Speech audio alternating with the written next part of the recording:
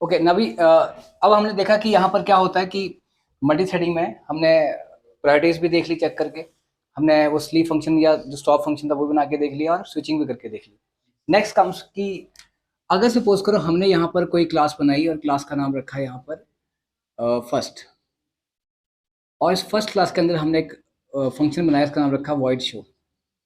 इसमें हमने कुछ भी नहीं किया मल्टी थ्रेडिंग वाला काम, और शो में लिख दिया कुछ भी कि show method of the first class, कुछ भी कोड लिख दिया शो के अंदर और इसको बंद कर दिया फर्स्ट क्लास को।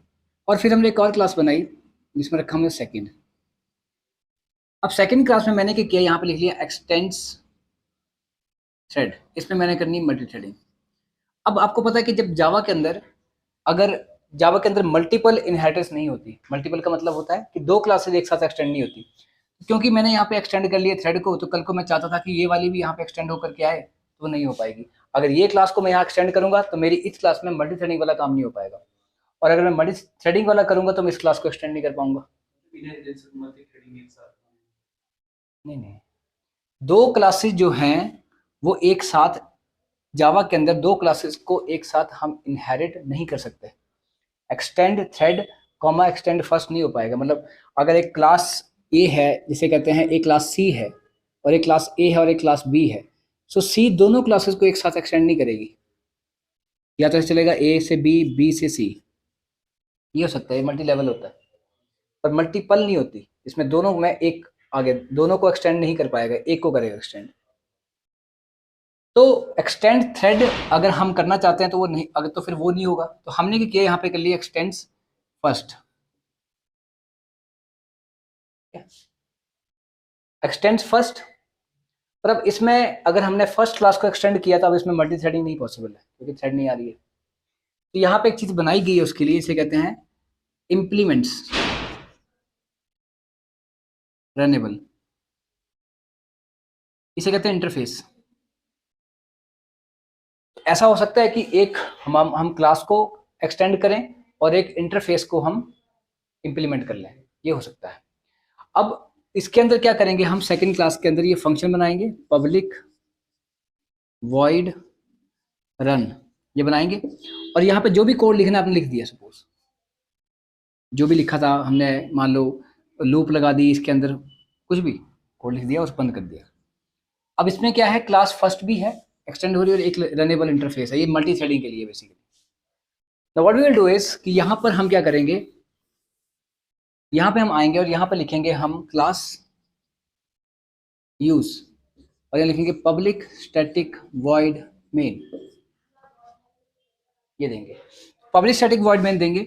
और यहाँ पर हम क्या करेंगे, हमारे पास जो आएगा यहाँ पे जाएगा, हमने ऑब्जेक्ट बनाया किसका, सेकंड का। सेकंड का अगर हम ऑब्जेक्ट बनाएंगे, second S is equal to new second,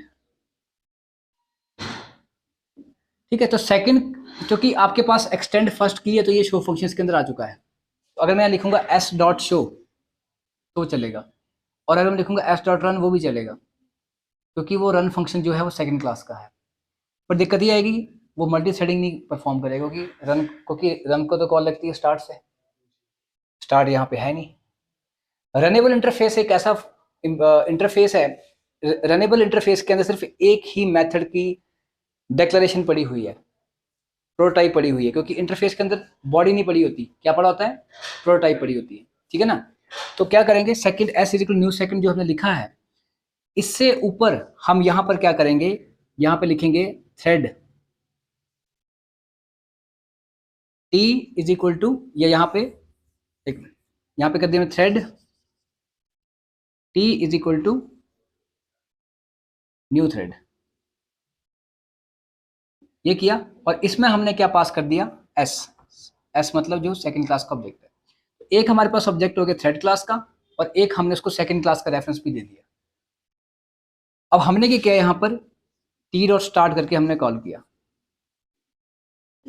अब जब टी डॉट स्टार्ट करेगा तो वो उसके अंदर यहाँ पे एस मतलब सेकंड क्लास का रेफरेंस भी है, तो वो क्या करेगा, अब वो इस रन फंक्शन को पकड़ लेगा। क्यों पकड़ेगा, क्योंकि एक आपने ऑब्जेक्ट बनाया सेकंड क्लास का, इसके पास क्या पड़ा है, क्योंकि जो मेमोरी एलोकेट हुई सेकंड क्लास को वो है, उसका रेफरेंस किसको पड़ा है, एस के पास पड़ा है। ये है सेकंड क्लास को जो मेमोरी एलोकेट हुई, उसके अंदर रन फंक्शन भी पड़ा हुआ है और उसके अंदर शो फंक्शन भी पड़ा हुआ है, ठीक है ना। ये सेकंड क्लास को मेमोरी लोकेट हुई।